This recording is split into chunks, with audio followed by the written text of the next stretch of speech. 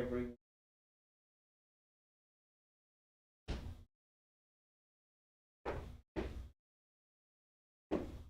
we're going to go ahead and get started with the word of prayer.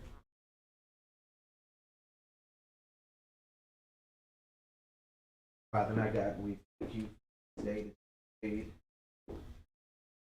goodness, to your grace, your kindness toward us. Thank you, Lord, for always looking beyond faults. We pray, Lord, that as we come to you, grandchildren, parents, loved ones, Lord, that you share, guide us, direct us. Lord, you know the different things that are going on in our lives, struggles, issues, all about everything that's happening in us, with us, and with us. Father, we continue to lift up those church, around our church and our health, show healing power, Lord, they should deliver them through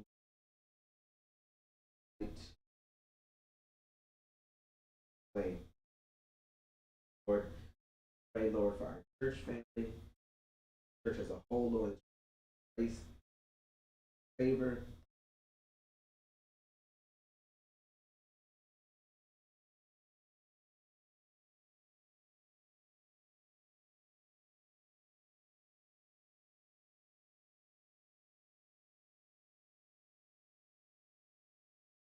right.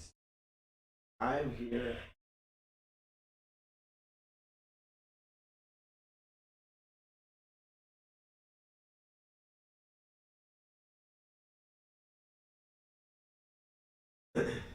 And as we just get ready to dive into lesson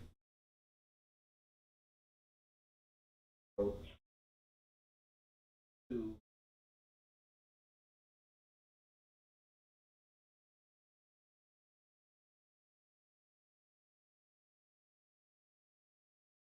for our Bible study, I did. We had some technical difficulties last week. Did make sure that those videos posted, those who were able to.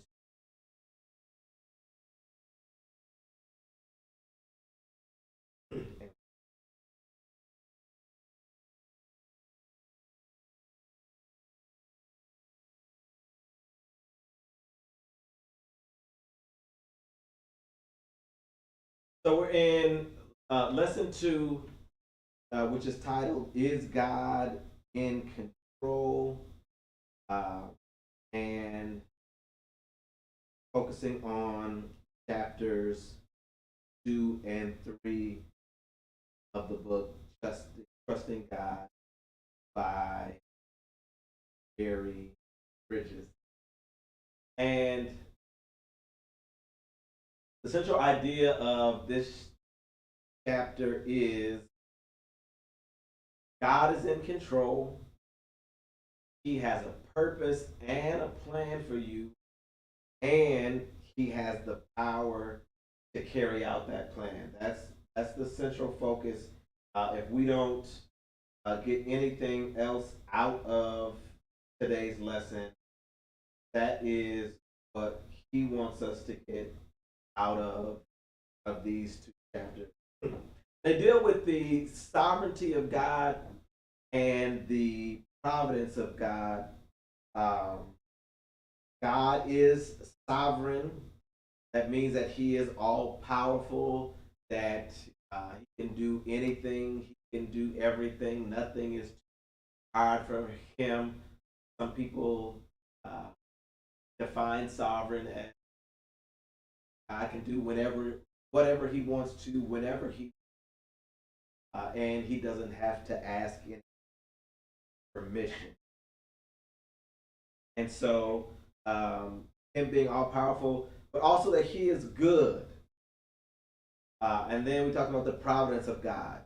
And God's providence is a term we often use in Christian language to acknowledge how God seems to intervene in our affairs. How God's providence is how He interacts with His children.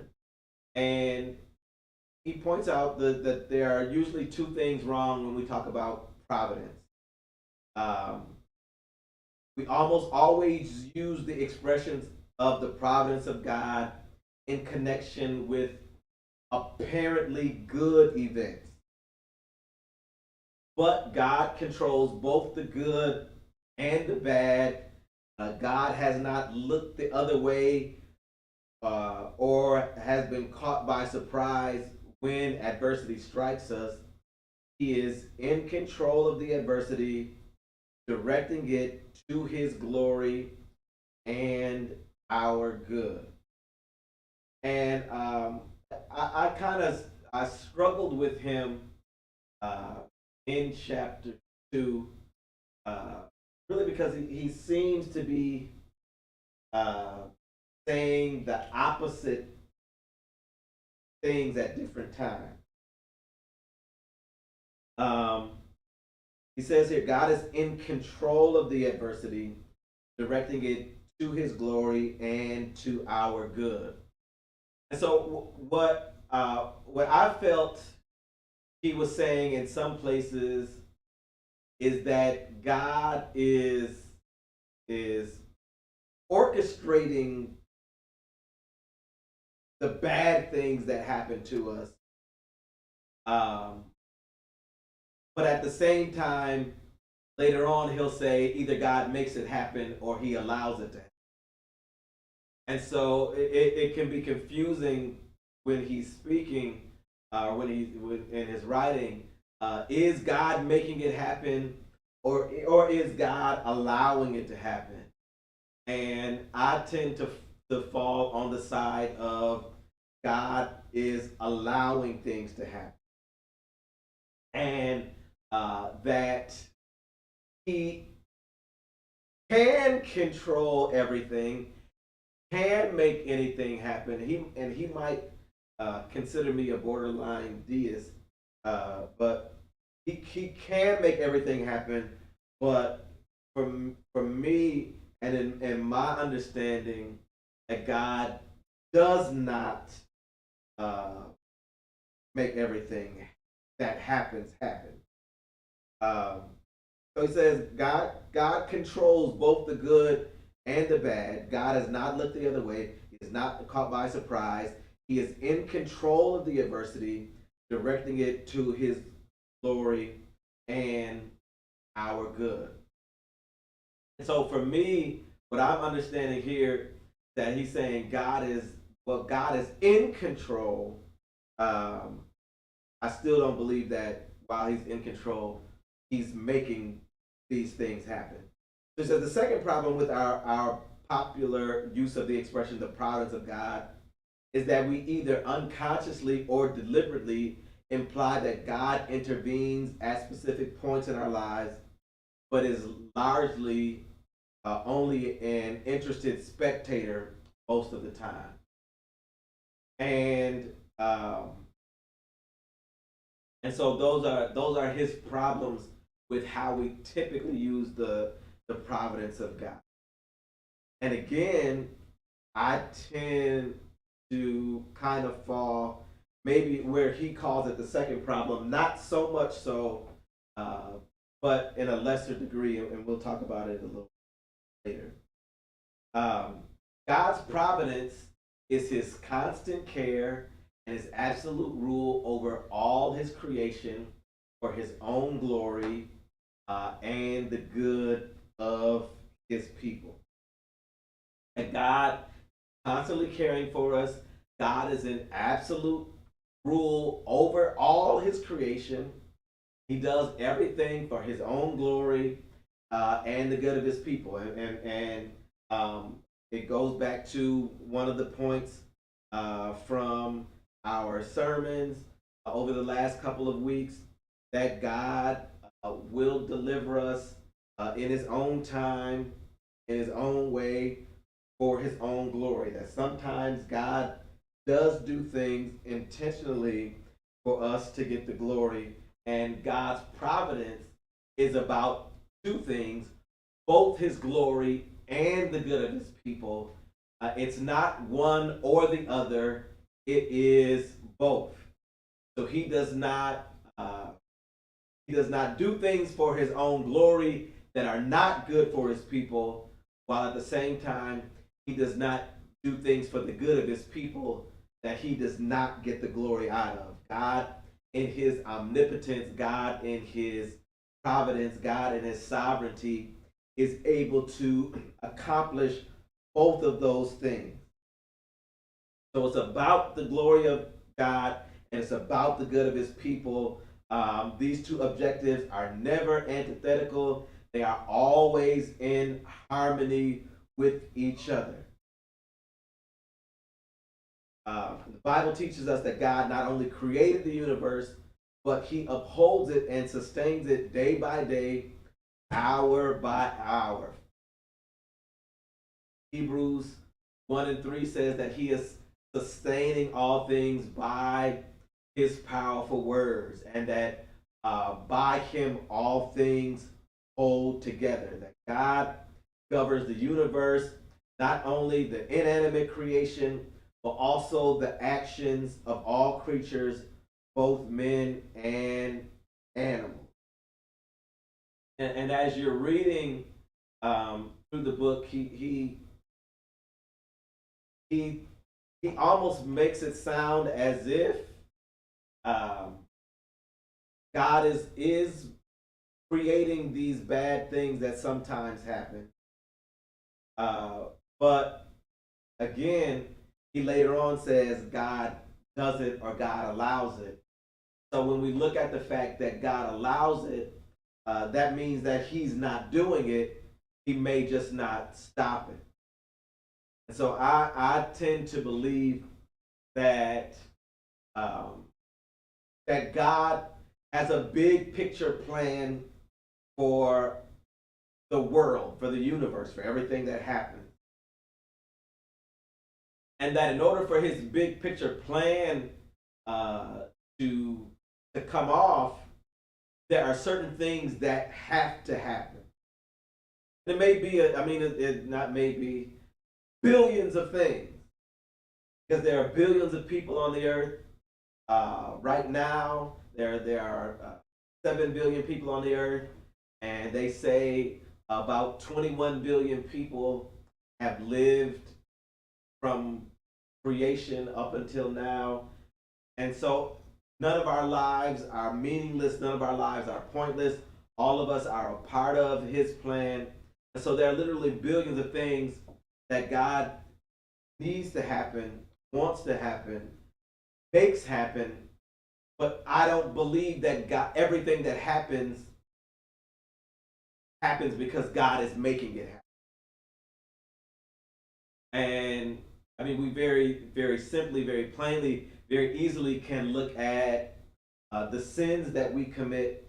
Of course, God is not, that would make God responsible for our sins if God is making everything happen. But within God creating this world, God has given us free will to make decisions, and God makes happen what he needs to make happen.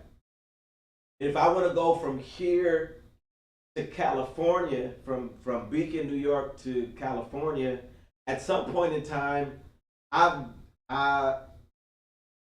guess I don't have to cross the Mississippi River, but it makes sense for me to cross the Mississippi. And whether I cross the Mississippi River by driving, by flying, by walking, by swimming, I've got to get across that river in order to get to California. Now, unless I get in a plane and I fly east and keep on flying east around the world in order to go back the other way, chances are I've got to cross that Mississippi River. And so God has different checkpoints to me, in our lives that we have to go through.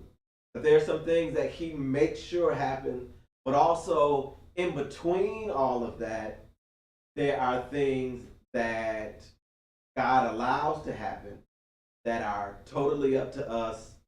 Um, that God God knows how to work around. God knows how to work with to get his goal accomplished. So while we had this snowstorm overnight, well, God didn't necessarily create the snowstorm, but God allowed the snowstorm to come. But God knows how to use that snowstorm for the good of his people and for his glory. So he talks about in the book earthquakes, talks about the direction that a forest fire might take and how it might leave one property unscathed and have the next property burned down. And we've seen footage from tornadoes where it may go down one side of the street and the other side of the street looks like nothing ever happened. And I don't believe that it's God who's picking and choosing whose house is going to be destroyed. I believe that God did create this world, that he put his natural laws into place, and he created mankind and has given us choice, and and then based on those choices, based on those laws that he has put into place, God acts and he moves when he needs to act. Not that he's an uninterested um, spectator as or an interested spectator most of the time, but that God is actively making things happen in our lives all the time, but not everything. God did not, pick this sweater that I have on, that I'm wearing right now. Um, that God is not interested in those mundane details of our life, but the important things in our life, that God does have his way in, that God does make sure that we get to certain places at certain times to do certain things, and even to meet certain people. So the Bible also teaches that God governs the universe, not only the inanimate creation, but also all the creatures, and that it's not just randomness, luck, chance, or fate, but these are the modern man's answer to the age-old question, why? That is the age-old question. That's one of the biggest things that we wrestle with, we struggle with, is why. Why does God let these things happen? Why does God not stop this? And that's really what this is about.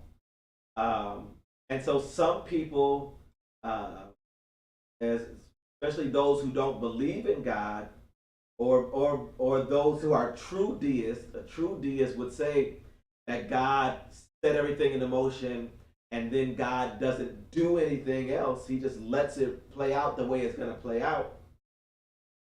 Um, but people talk about randomness. They talk about luck, that it was something that just happened. Even many Christians who accept the concept of God's sovereignty believe that he chooses not to exercise his sovereignty in the daily affairs of our lives. Um, Christians are often unwilling to accept the fact that God is working because they don't understand how he is working. That sometimes when we don't see God working, or we can't see God working, or we don't understand why things are happening the way they're happening, we think that nothing is happening. But God is always working. God is always busy um, being God. And so what they have done is they have chosen to substitute the doctrine of chance for the doctrine of divine providence. So we're often unable to reconcile God's sovereignty and goodness in the face of widespread tragedy, personal adversity. But although we do not always understand God's way, He is sovereignly at work all of our circumstances. And if there is a single event in all of the universe that can occur outside of God's control, then we cannot trust Him. I was trying to find a better way to say this. This is a direct quote from the book. If there is a single event in all of the universe that can occur outside of God's sovereign control, then we cannot trust Him. What he's simply saying is that God is in control of everything. And if He's not in control of everything, then we don't have to believe Him. We don't have to follow His rules if He's not in control of everything. If there's something that can happen beyond His control, then why are we following Him? Maybe we need to be following that. The main point from last week was that number one, God can do that number one, God loves us. And that He knows what's best for us. And He can make what's best for us happen.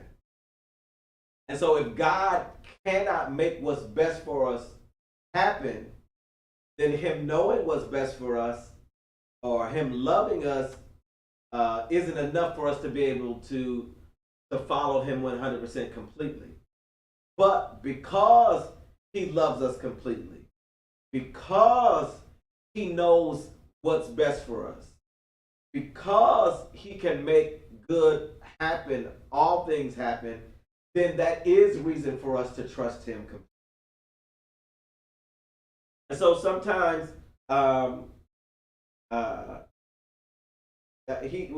His love may be infinite, but if His power is limited and His purpose can be thwarted, then we can't trust Him. He permits for reasons known only to Himself. See, there He goes using the word that He permits. That means God allows. That means God isn't making it happen. For reasons known only to Himself, people to act contrary to and in defiance of His revealed will. That's what we're talking about. That we have the freedom of choice. That we can choose, and people choose all the time, every day, not to do what God has said. People choose to live their life completely contrary to, and even antagonistic towards God, towards the people of God. And God does not just wipe them out. God does not just turn us into little robots and make us do everything that He wants us to do. But He never permits them to act contrary to His sovereign will. Or we would say his sometimes we say his permissible will. That his sovereign will is, as I stated earlier, those things that have to happen. These things have to happen this way. There are certain things that have to happen, and God makes sure that those things have to happen. Everything else can be as it pleases. But this thing Jesus had to come. Jesus had to be sinless. Jesus had to die for our sin. Jesus had to rise from the grave. But did it have to happen when it happened? On that particular day? I don't know if it had to happen on that. I don't know if He had to be crucified. It could have been possible that He could have been executed in some other way, some other form, some other fashion. It could have been possible that it wasn't Judas that betrayed Him. It could have been another disciple that betrayed Him. And God doesn't make things happen, but God makes sure that the things that have to happen do happen, and nothing can happen that He does not allow. And those things that do happen cannot go against what absolutely has to happen.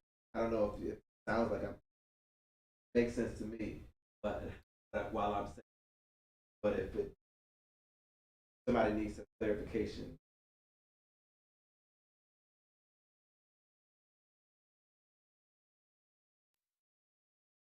So, um, one of our problems with the sovereignty of God that it frequently does not appear that God is in control of the circumstances of our lives. And so um, try to, not try to, we try to explain things, and it doesn't always look like God is doing what He's supposed to be doing or what we think He should be doing. It doesn't look like God. Um, doesn't look like He's in control when we see just the kind of insanity that happens um, in our country, government. Um, today they said that they found somebody was getting ready to commit another mass shooting. They were going to shoot up another uh, top supermarket outside of Syracuse. That that when things like that happen, like clearly God is not in control. He can't be just letting this happen to His people, to His children. It's difficult to see God working through secondary causes, frail, sinful human beings. Sometimes we don't see the little pieces that come together um, in order to make things happen. Sometimes things happen so long ago that that we don't even realize that they're happening. I think about the fact that of me even being here in Beacon. It it took a lot of things to happen really in order to get me here. A lot of mundane things, a lot of insignificant things. Even as far back that things that have nothing to do with me at all. The fact that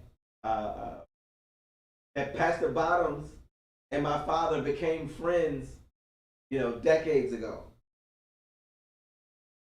It is kind of where it started, um, and that I was in New York, and he he got me to preach at Star Bethlehem, but while you guys didn't have a pastor, and while you guys were in the middle of your process, that I could have preached somewhere else. I could have I could have not been available, and so many things could have happened, and we don't see God in in these things that are happening all along the way. And I just so happened to be available. You guys needed a preacher that day, so I came and I preached, and then I still went on about my business because you guys were already in the midst of a process. You guys already had some candidates to vote on, and somebody would say, God is not working, but the reality is God was working all along. It could be that the only reason that Pastor Bottoms and my father became friends was so that I could come to Star Bethlehem. Could be. That could be the main reason why they became friends. That's what God used in order to bring this to pass. So many other things have happened through it, been blessed by it, come through it. But the reality is, all these things uh, are God working in the background. these secondary causes, these small things that kind of happen, that really end up making things that he wants to happen a part of his big picture to happen. So God, ability, the ability of God so arranged diverse human actions to fulfill his purpose makes his sovereignty marvelous yet mysterious. God's ability to put a bunch of little things that seem like they have no connection at all together and bring something out of it is is just amazing. No one can act, no circumstances can occur outside of the bounds of God's sovereign will. Everything that happens happens in between those two lines. It's like driving down the street. I'll take that back. If you ever been, like, they have this thing called bumper bowling. Bumper bowling is for the little kids when they go bowling. They put bumpers in the gutter so that the ball has to go down all the way down the aisle. No gutter balls in bumper bowling. Everything that happens because that ball is going. The bumpers keep the ball from going in the gutter. So the ball can go straight down the middle. Ball can go from side to side. It can go part way down and then lean to the left and ride the bumper all the way down to the end. But that ball, once it gets going, it can only move in between those bumpers. And that's how God's sovereign will is. We can wiggle to the left, we can wiggle to the right, but there's only so far we can go before we run into God and God makes us get back on path. God makes sure that we get to where he needs us to go, where he needs to be. But this is only one side of his sovereignty. The other side, which is just as important to him, is that no plan of God can be thwarted. That God, nothing that God wants to happen can be stopped. God makes happen whatever he wants to happen. Nothing that he wants to happen can be stopped. God has an overarching purpose for all believers. That's to conform us to the likeness of his son, Jesus Christ. That's what he wants us to be. He wants us to be like Jesus. He wants us to be like him. That's Romans 8:29. We're familiar with Romans 8:28, which says, all things work together them for the good of them that love God and to the called according to his purpose. But his purpose is that we would be conformed to the image of Jesus Christ. We would be like Jesus. And so that everything that happens, he sent us through in order to make us more and more like his son. He also has a specific purpose for each of us that is unique, tailor-made to our individual life. We must learn to obey God one choice at a time. We must learn to trust God one circumstance. Trusting God is not a matter of feelings, but of will. Act of the will must be based on belief. That belief must be based on truth. We must believe that God carries out his own good purposes without ever being thwarted. He also directs and controls all the actions of his creatures, that they never act outside of the sovereign will of God. And I had a problem with this sentence here, that he directs and controls all events and all actions of his creatures. But he directs them and controls them within the bounds of his will. That he does not let us go outside of the bounds of his sovereign.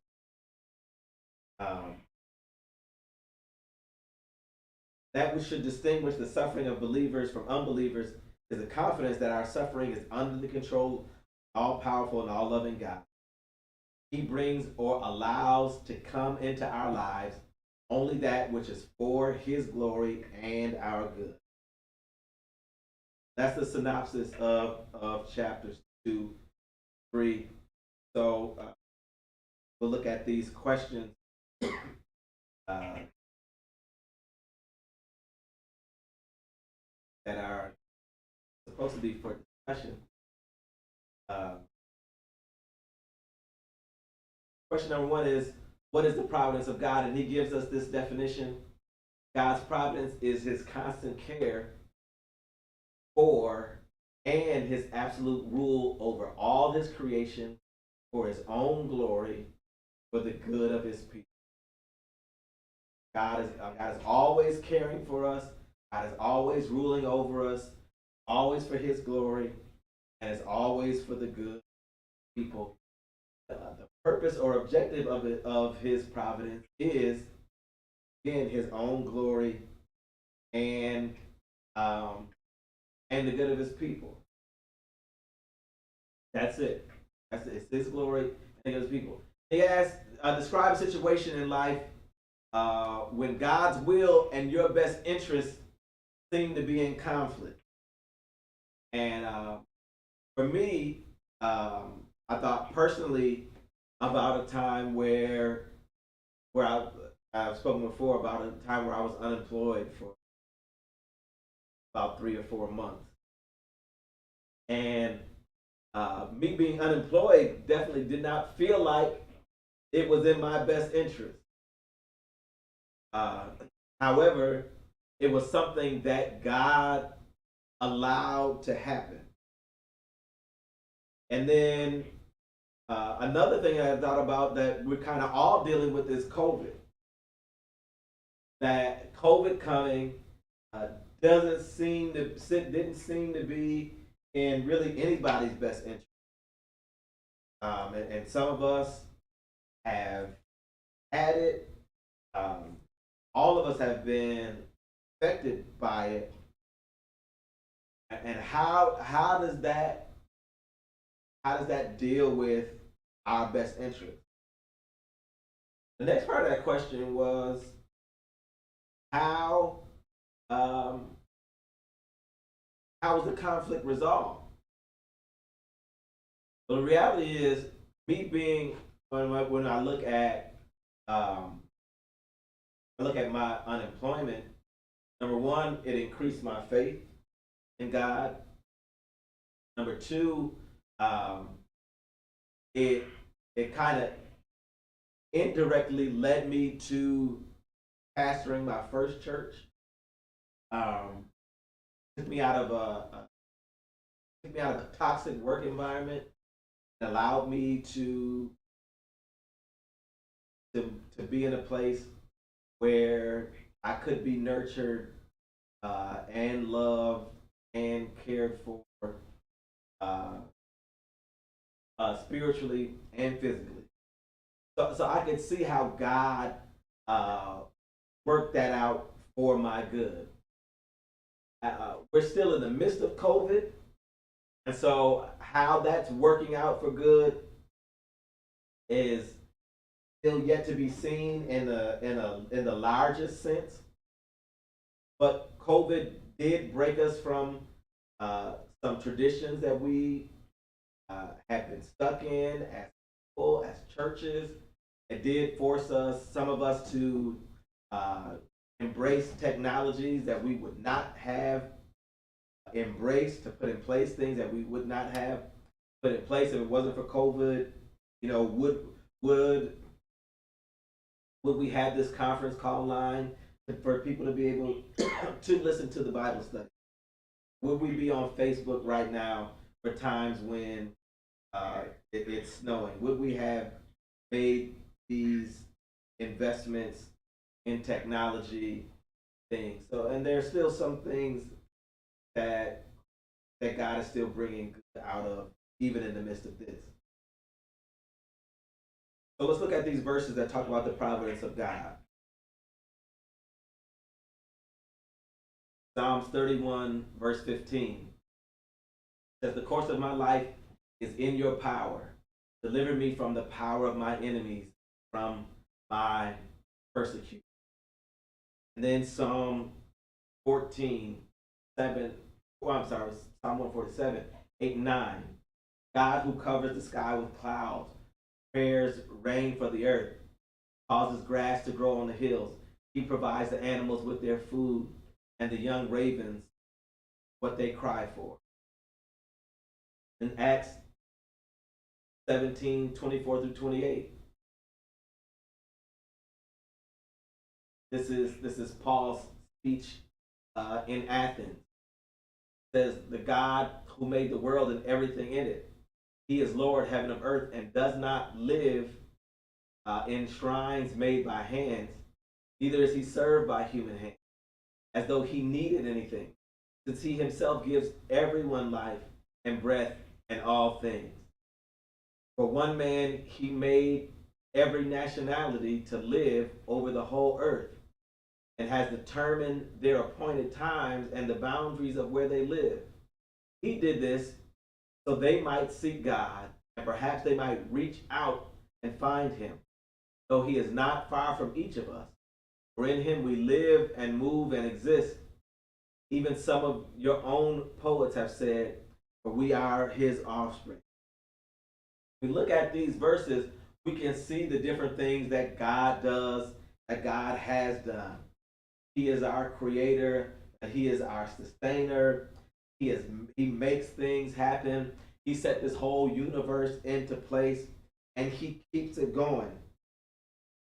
That's part of the greatness of God, is that not only did he make this world, but everything is continuing to go, everything is continuing to happen, and it rolls on because of him. It's not just we're not just out here living, but God is keeping us in check. 2 Corinthians 9 and 10. Now the one who provides seed for the sower and bread for food will provide and multiply your seed and increase the harvest of your righteousness. Everything we have comes from God. And so that's why we can trust his providence, because he created everything and he sustains it. And what specific evidence of God's sustained presence in the universe is most dramatic to me? And I was thinking about the fact that the simple thing, that the fact that we don't fly off this earth. That the earth spins at about 1,000 miles in order for it to make a full rotation. One day spins at about 1,000 miles. So for us, I was thinking about when I was a kid, we'd be in on a little merry-go-round in the park, little spin thing. If you spin that too fast, you fall off of it. Sometimes I'll take DJ by the arms, I'll spin DJ around. Mother hates it. I do it. But if I let DJ go, DJ would just fly off. He'd fly into the wall, he'd fly into the couch, he goes hit the ground eventually. But we're on this spinning ball. This spinning ball does not cause us to fly off. And God created it perfectly, so that that gravity doesn't crush us. That we can temporarily escape it by escape gravity by jumping, or by hopping into an airplane, or doing things like that. But that when we jump, we don't just float off into space. That to me was evidence of God's sustaining presence in this universe. And so then he asked, what ways do people see God's providence as limited? Those are the people who consider things, luck. that God, we just got lucky that things happen by chance, by happenstance, and that God is not in control. They ask, in what ways do we act as though God's providence is limited, even though you may believe that it isn't? And for me, the answer to that one was when we make plans without consulting God. That's something that we do all the time, and we'll read those verses in a moment. Um, but we often make decisions about what's going to happen. We say what we're going to do, um, and the reality is we don't know what will be. I guess it must have been last. Um, I was explaining my schedule for this week, and the places, the different churches that I had to go to help. This week, I'm going to going to the Bronx in the morning. Drop Freddie off at Dallas. If the Lord wills, which is what I should be saying, which is the whole point of this. Uh, this question, or my answer to this question, I hope if the Lord wills, I will. I was supposed to do some things today, but because of the snow, that didn't happen. Didn't happen. Had to get unstuck, make sure that things were, and didn't want to travel great distances in the snow. Lord wills, tomorrow I'll drop Freddie off. I'll shoot down to the Bronx, take a look at this church, come back up here, pick Freddie up from dialysis. Now go out to Rembert's church um, in the evening, after late evening, in order to take a look at his system. Then tomorrow I'll go to Harlem, finish up a job there. They're having some those those try to do those 3 jobs in 2 days instead of spreading them out over 3 days like I had planned to. When we recognize God's providence, but we act as though it's limited, when we make plans without praying to Him, or we say what we're going to do without adding, if the Lord's will. Penny would always say, Lord willing, and the creek don't rise. Uh, that was always her, not always was, is a saying that says, it gives God's will acknowledgement in the midst of, this is what I'd like to do. But if God says something different, then that's not the way it's going to happen. And um, so we act as though God's providence is limited, even though we may believe that it isn't, when we do not consult Him, because oftentimes we make plans without praying about it, without asking Him, and out being certain that He's for it or against it. That's how we get in those positions. So He asks us to restate Matthew 10:29-31, and I instead of restating it, I got it here from the Message Bible, the Message Bible paraphrase.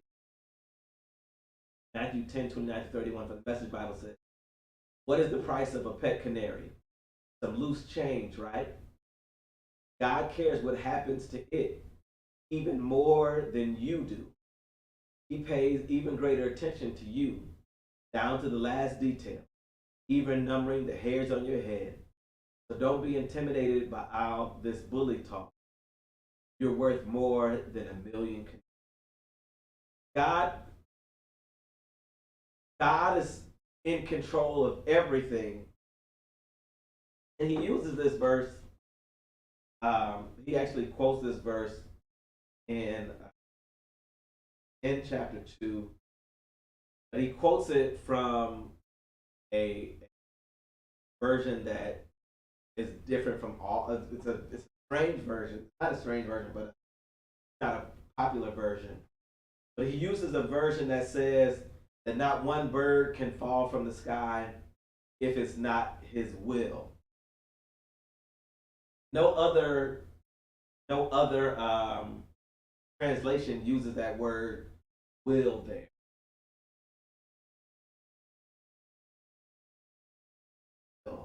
And he almost makes it seem as if use it to support his idea. Everything happens because God is making it happen. So he's saying God was gonna. God makes the bird fall from the sky, but God knows what happened. God's eye is on that bird. And because he cares about the bird, he also cares for us. So the person who sees um, chance, randomness as an explanation for all that happens, that they walk around with no purpose in life.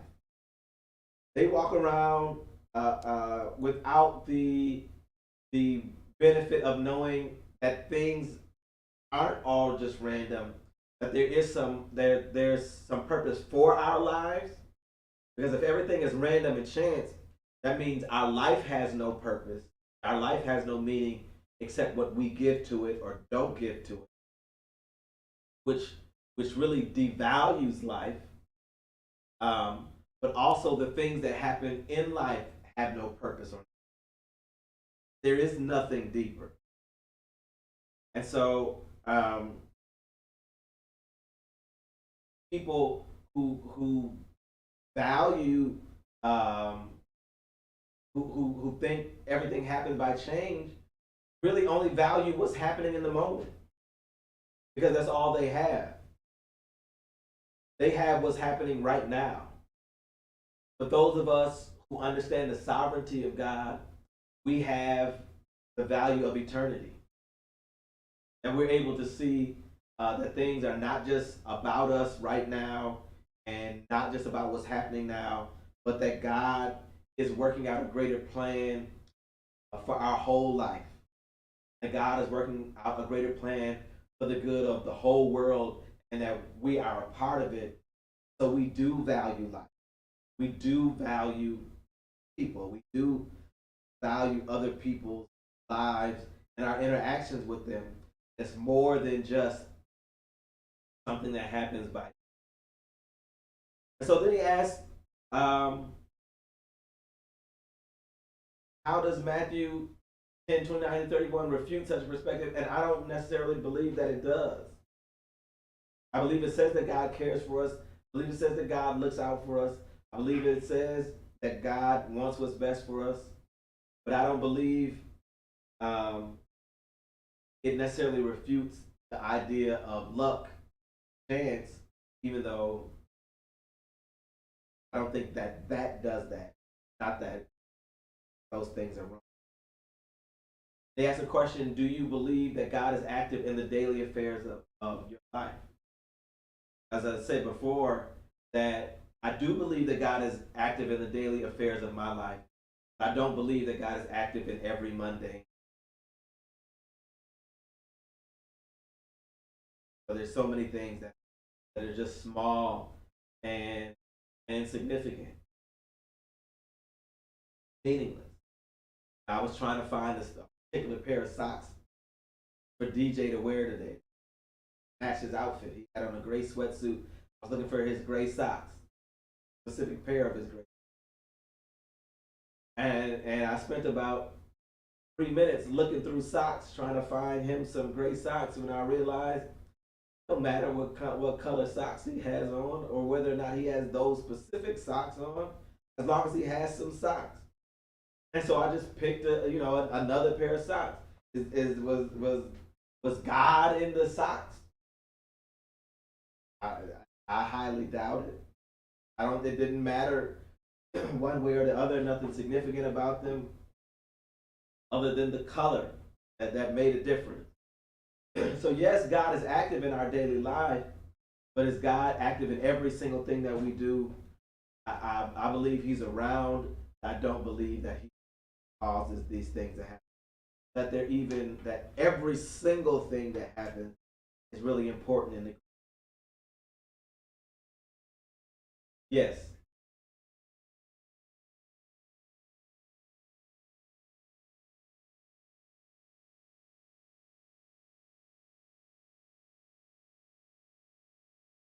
So the question was asked: is there a scripture that God says God is cares about every single aspect of our life?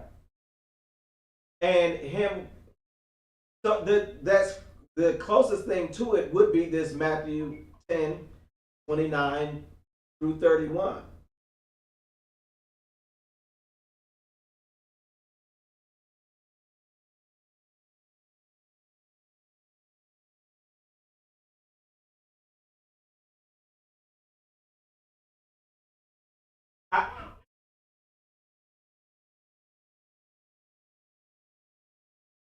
I, I believe I hear you. I believe that um, that through everything we do should be seen through the lens of pleasing God. Um, but again, every single thing that happens, with my point more so, is that God is the one who caused me to pick those socks. Um, and I didn't pray to God about what socks to put on. I knew he needed some socks because it wasn't that serious. Um, and so from our lives, we we we we know that God doesn't just want us wearing anything and everything. That there is a way that we come before Him. Um, while I don't wear suits like I used to. That there's still a level of concern that I haven't rolled up in here in no shorts. Uh, even even though it wouldn't affect how the word is presented, I feel that's a little bit too casual for God. Well, it for me it's things that can be distracting um, from what God wants us to do, wants us to be, or to put us in a place um, where we're not honoring Him in a certain way. So while He does care about everything about us, He's not directing every single thing that we do, every decision that we make. So there's so much minutia in our life that it really doesn't matter. Does it matter which slice of pizza I pick up out the box first? Typically not. But yeah, but only to me. I want the one with the most pepperonis on it. That's what I want. And I want it before anybody else gets it. But that's me. That's me, and that's my selfishness, my self-service. What evidence? Okay. He asked, what evidence from your past or present? What evidence do you see from your past or present for his involvement in your life? I talked about earlier. Again, me being here at Star of Bethlehem, how God put things in place, put things in line, and allowed things to line up so that I could be here. And why did it take you guys 3 years to find a pastor?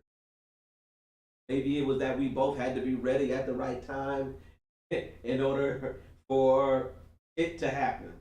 So God, God working with me in Florida and with you in New York in order to put us together at the right place at the right time. And over, there's so many different things, even when I look at how I ended up in Milwaukee. And I ended up in Milwaukee um, by God making my father friends with another pastor, and I actually put them on a committee together. And the guy in Milwaukee only ended up being on the committee for a couple months.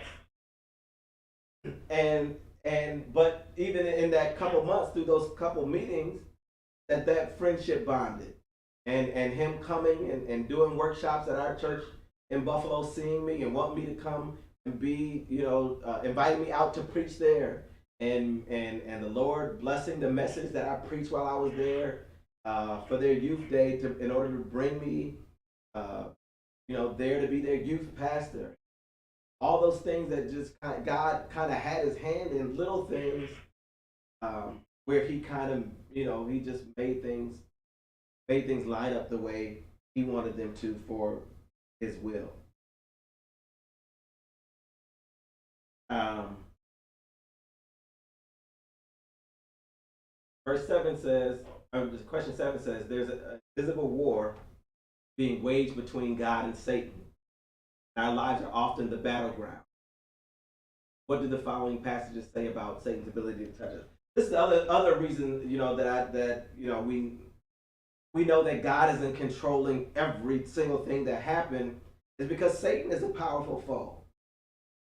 As Satan has power, Satan makes things happen. Satan attacks us. Satan comes against God's people. And God is not making Satan do these things.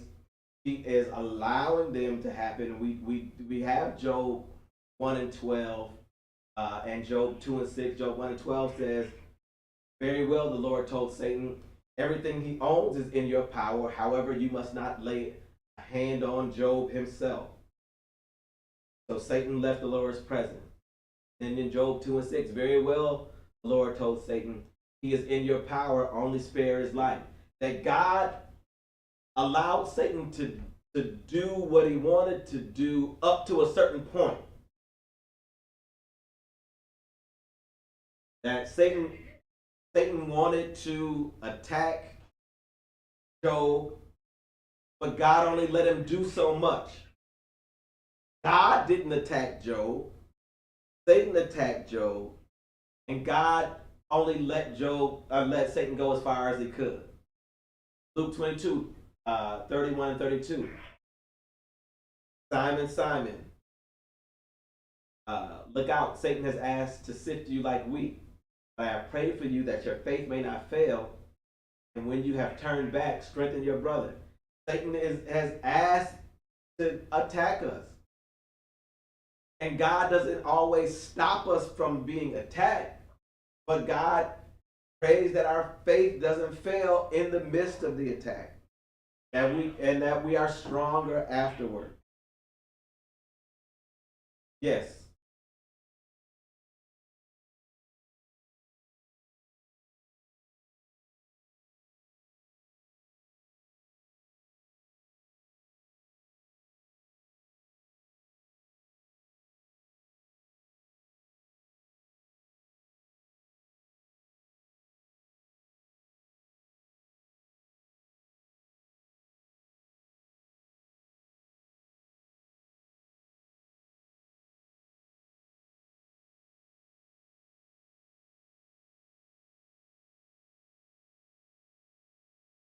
But that's the whole point.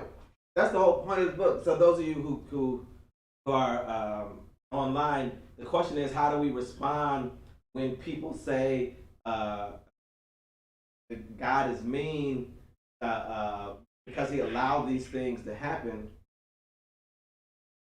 But God does not stop anybody from making their own choice, because that's what love is. In His love for us, He allows us to make our own choice. He could force us, but love allows us to make our own choice. And in that, we have to deal with the consequences of our actions. We have to deal with the consequences of other people's actions, and they have to deal with the consequences of our actions. So,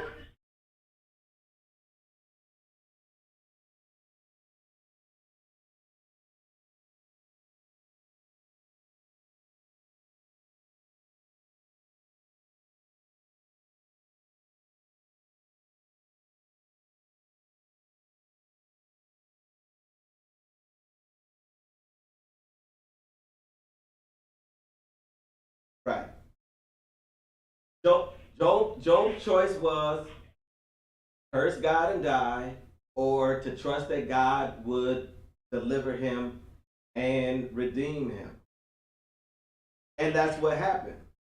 God delivered him and God redeemed him. God brought him through and gave him double for his trouble. So what we go through, sometimes difficulties, we have the benefit of being able to read Job's story from a distance. But in actuality, all of us got different things happening in our lives right now that we wish we could get rid of, and we wish God would remove, God would heal, God would fix, and it's not as drastic as Job oftentimes, but it's enough to push us to our wits end sometime, and cause us to want to curse God and die sometimes. But we believe that God is working things out not only for our good, but for the good of mankind. Just like from the sermon Sunday, or last Sunday, that God works things out for His glory. So our question has to be, God, how are you going to get the glory out of this? How are you going? How are you going to make this good? How are you going to bring good out of this? Help me see the good that you're bringing out of it. That way, I can deal with it a little bit better. I can push a little bit harder when I know that there's some good that's going to come out of it. Yes, Paul.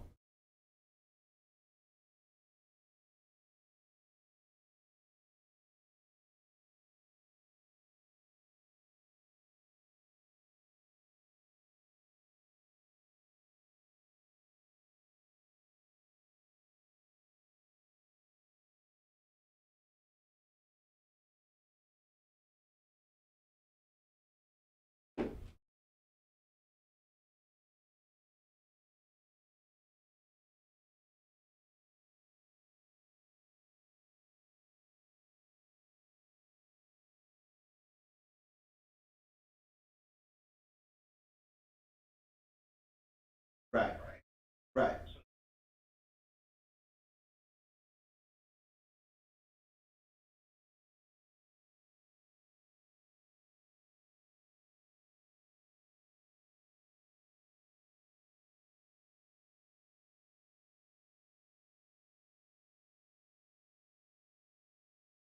Right.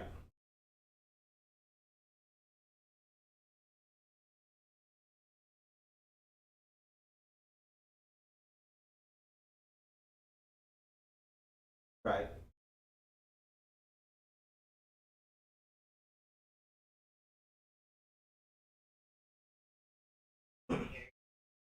Only one.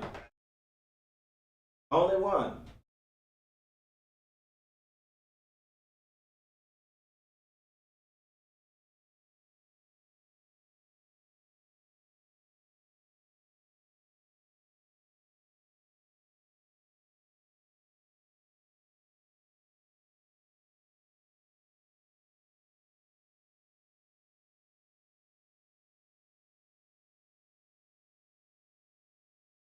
It's a very. It is. It is.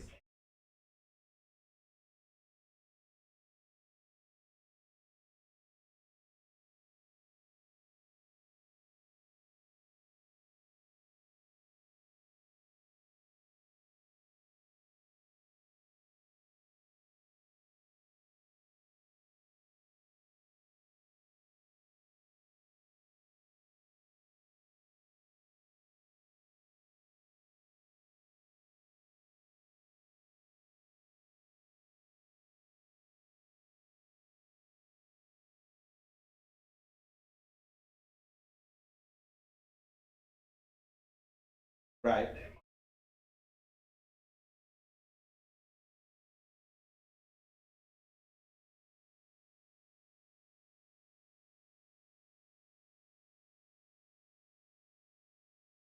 Right. You got the gas, you got the brakes, you got all of that.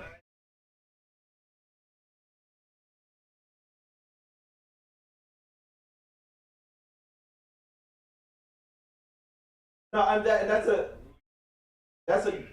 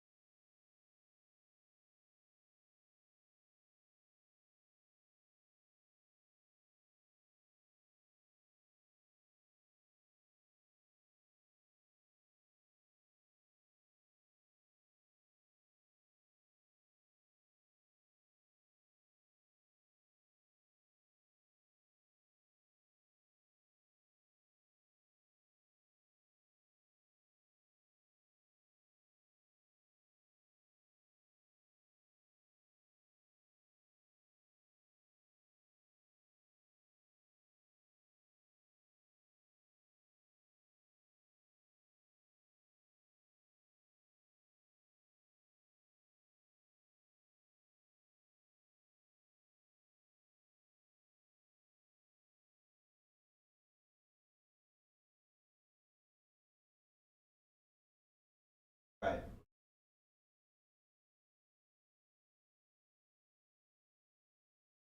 And it ceases to be evil.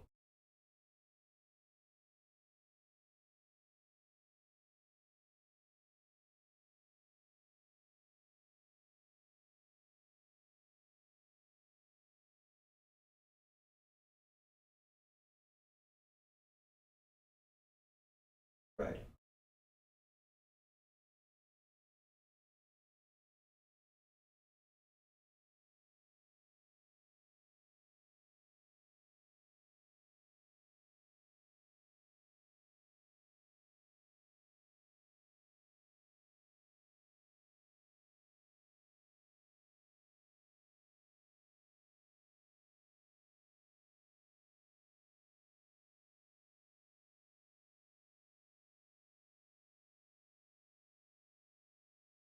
Yes.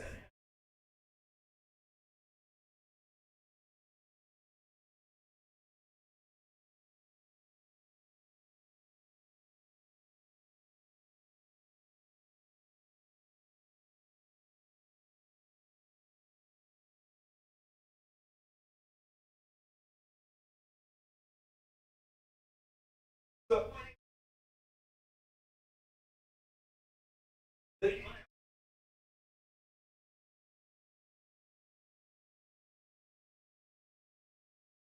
I think the difference between God allowing it and God causing it to happen um, is, well, and I mean the only thing I can only thing I look at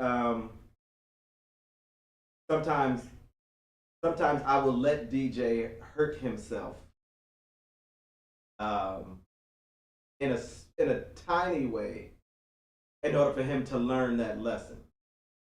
I'd say DJ he'll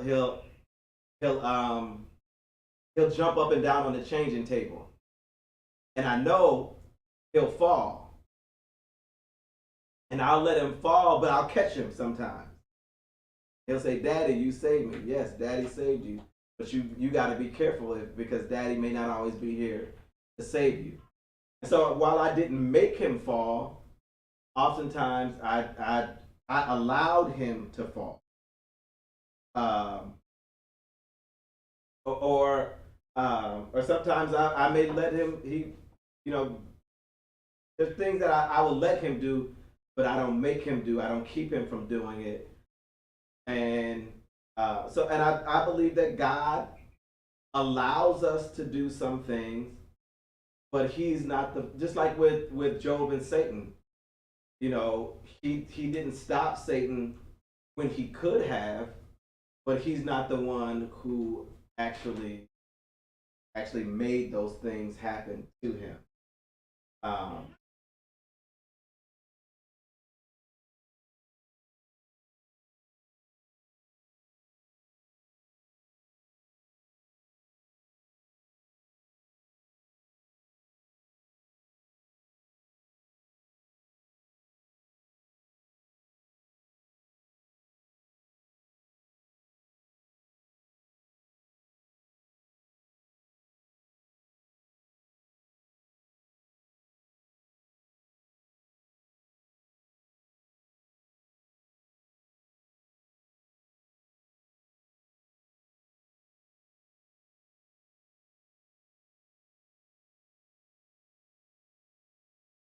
I, I think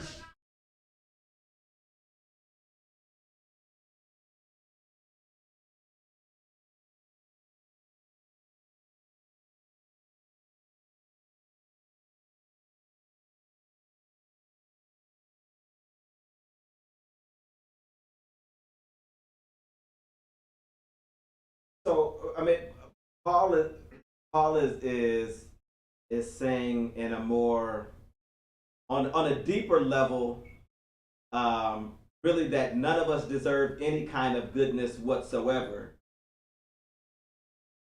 So that um, but because none of us deserve any kind of goodness whatsoever, anything bad that happens to us um, is deserved, and anything that good that happens to us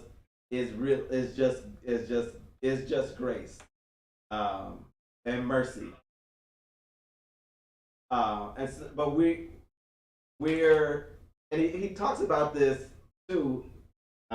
Kind of that's kind of the last thing he talks about is um, verse 11, not verse 11, question number 11, point number 11 in the study guide.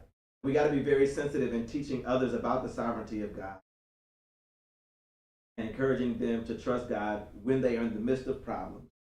It's, it's easier to trust the sovereignty of God when the other person is hurting.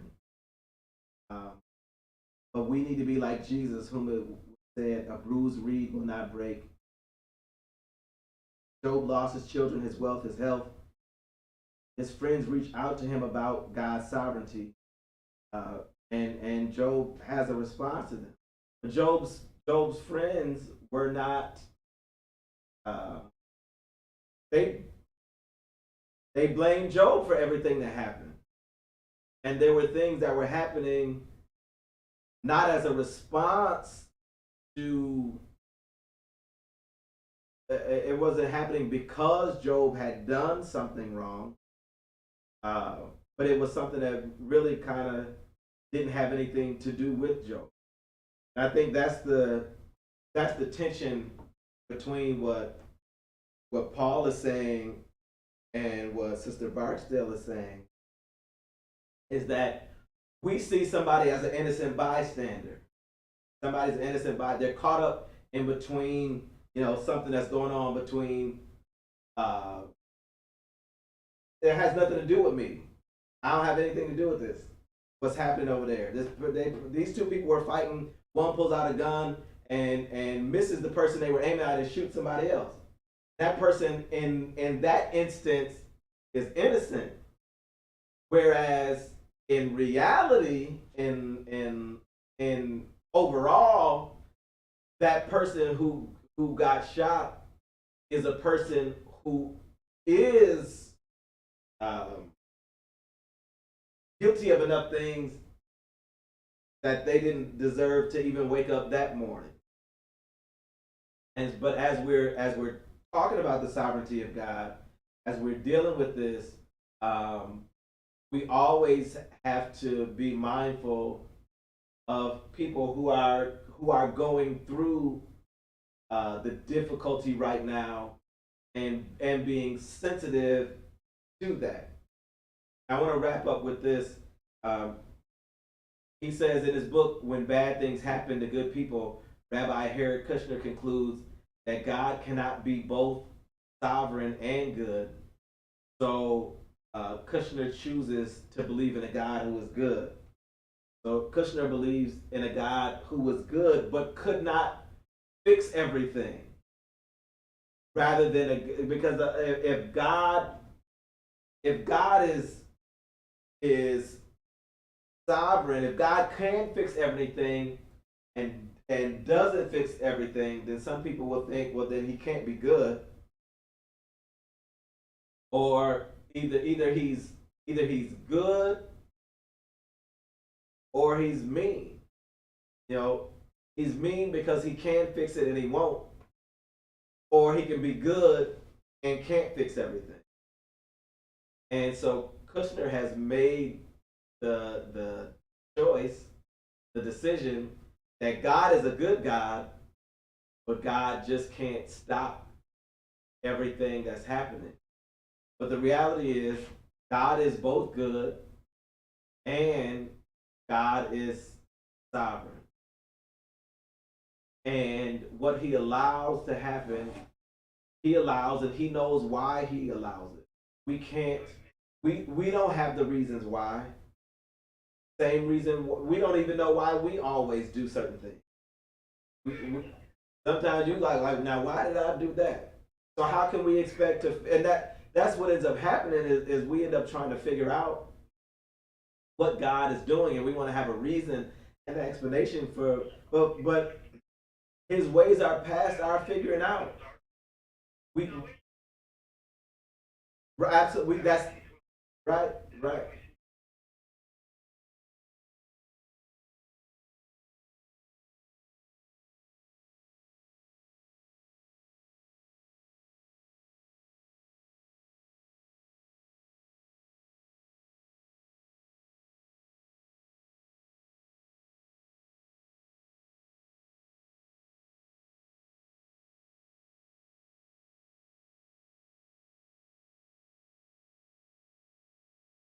right, right. God is working.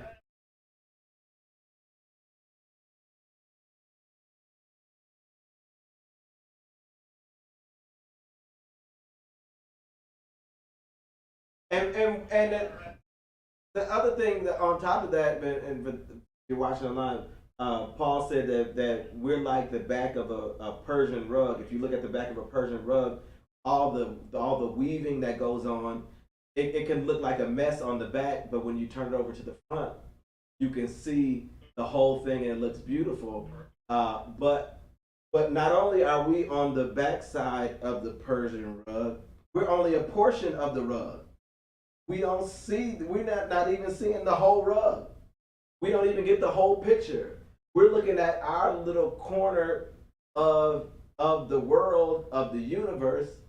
I mean, I said before, we're 1 in 7 billion, and God got all these different things going on in all these people's lives, and all we know is what's happening with us, and so there's no way for us to see the forest when we're not even a tree. We a leaf on a tree in the forest. Before we go, anybody got any questions?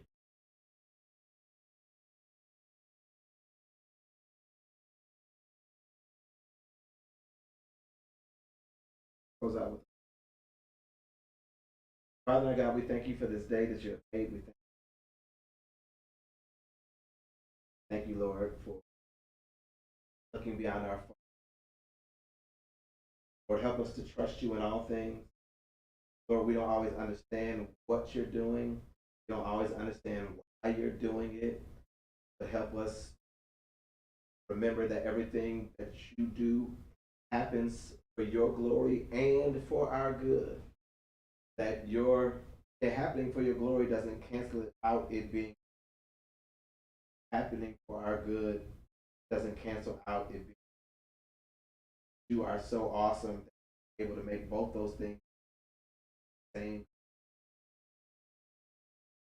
Help us to trust you in all things. Lead, guide, and direct us. Lord, you know the different things that are going on in our lives. You know our worries, you know our cares, you know our concerns, our issues, our struggles. And we place them all in your hands. Lay down tonight. Help us to sleep comfortably. You got everything under your sweet rest. In the morning with your prayer of love that we may all the glory.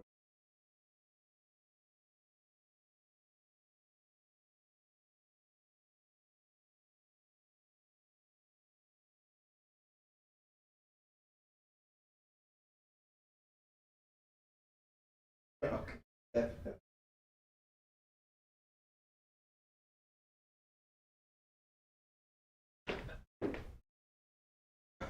All right.